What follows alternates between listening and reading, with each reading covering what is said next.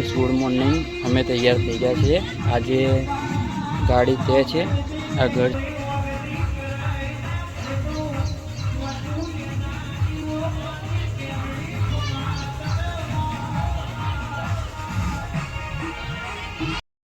હું મારા બનેવી સાથે નીકળવાનો છું.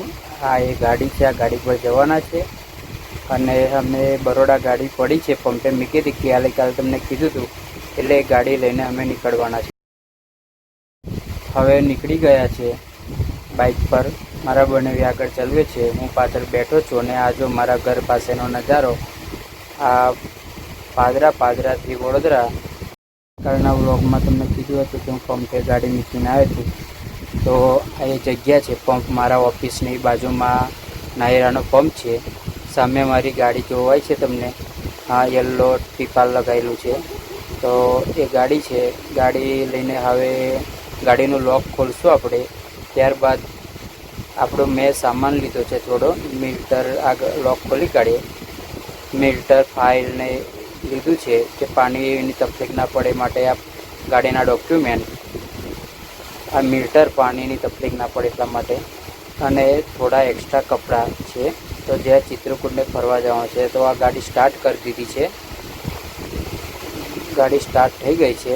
આ પાછળ દેખી લઈએ ને આપણે પીયુસી કઢાવવાની છે. તો હવે થોડું પીયુસી કાઢવા આપણે જઈશું પીયુસી વાળા પાસે.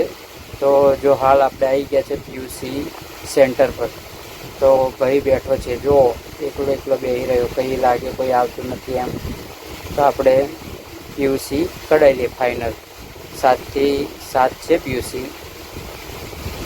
આપી દીધો નંબર છે, રેડી કરી દીધી ભાઈએ પીયુસી.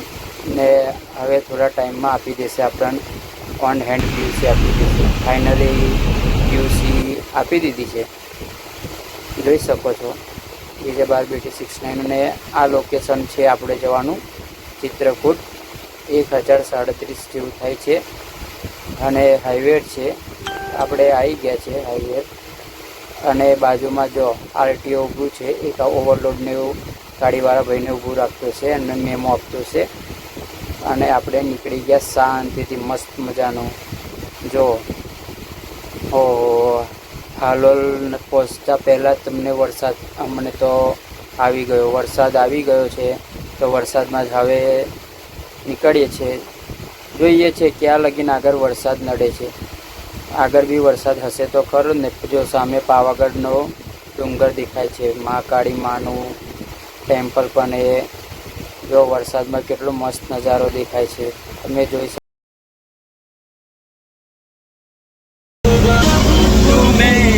मेरे पास देखता होगा कितने अनमोल આગળ નીકળ્યા છે આપણે. અને પાણીવાળા ભાઈ મળ્યા છે, તો આપણે જગ લીધો, તો એ જગ આપણે ભરાઈ દઈશું, બરાબર. એટલે પાણીની તકલીફ ના પડે. અને સામે પાણીવાળા ભાઈ છે, આરો પ્લાન્ટ છે હાલોલ પાસે, અને હાઈવે પર જ છે. તો આપણે ત્યાં પાણી ભરાવા જઈશું. પાણી ભરીને ગાડીમાં જગ મૂકીશું આપણે. તો હા ભાઈ મેં કીધું 20 રૂપિયા લે છે, 20 લીટર ઓનલી. તો ભરાઈ ગયો છે પાણીનો જગ. તો હવે રોડ ક્રોસ કરવાનો છે. તો જોઈ શકો, રોડ આપણે ક્રોસ કરીને પાણી, સામે આપણી ગાડી છે, સામે ગાડીમાં રિલાયન્સનો પંપ છે. પંપે આપણે ઊભા છે, બરાબર. અને ડીઝલ ગુજરાતમાં એ નખાઈ દે, એટલે કેમ કે ભાવે ઓછો હોય અને ડીઝલ બી આપણું અનુભવનું સારું આવે. રિલાયન્સના પંપેથી 21,000નું ડીઝલ આવ્યું છે. અને બિલ કઢાવી લીધું છે આપણે. બિલ પણ શેઠને મોકલવા માટે કઢાવી લીધું છે. અને આગળ જતાં મને થોડી ભૂખ જેવું લાગ્યું, તો સ્ટોલ પર કાકડીવાળી ભાઈ ઊભા હતા, અને ચાલુમાં જ કાકડી લઈ લીધી. ને ઇન્દોર 200 જેવું હશે અંદાજિત. અને રનિંગ ગાડી આગળ કરી દીધી. જો કાકડી મોજ, હા જો છે ને રડિયામનું કેવું લાગે છે, કેવો નજારો. તમે બી આવી જાઓ તો 1-2 ટ્રીપ આવો અને ફરો મારા સાથે. કંઈ જ ખર્ચો નહીં, મજા આવશે હા ફરવાની છે ને. મધ્યપ્રદેશ આ તે બધું નવા નવા પ્લેસ વિઝિટ કરવાની મજા આવે. ટ્રકની જિંદગી એટલે લાઈફ એક નંબરની એમ. કોઈ વાર તકલીફ પડે, જેમ ગાડી બાડી ખરાબ થાય કંઈ એવું લાગે ત્યારે તકલીફ પડે, પણ એટલી બી આવે. અત્યારે તો સુવિધા નવી નવી થઈ ગઈ છે એટલે કંઈ વાંધો ના આવે. તમે જોવો છો કેટલા ટનાટન રોડ છે, એકદમ અફલાતૂન, જન ટાર્જન જતી હોય એવું લાગે. એવું દેખો ને, મજા મોજ. તમે ફરવા આવી જાઓ કોઈ દિવસ. હા, પહાડો પહાડો. હજુ તો સ્ટાર્ટિંગ જ થયું છે. હજુ તો ઇન્દોર બિંદોર બધું જબલપુર પાર્ક કરશું ને ત્યારબાદ એકદમ જોરદાર નજારો છે. અને મારું તો મન એવું કહે છે કે મેં તઈ જઈને બીજું ગાડી ખાલી થાય તો દેખી લઈશ, નહીં તો ટાઈમિંગ લાગે એવું તો ચિત્રકૂટ ને બધું ફરી લઈશ. બધું વોટરપૂલ ને બધું છે ત્યાં આજુબાજુમાં, તો થોડું વિઝિટ કરી લઈશ જઉં છું તો. તમે શું કહો ફ્રેન્ડ, ફરતા આવું ને? તમે કહો એમ કરીએ, બરાબર? તો નીકળીશું તો હવે, બરાબર ને? આ મચ્છલિયા ઘાટ, અને મચ્છલિયા ઘાટ કહેવાય, ડેન્જર એકદમ.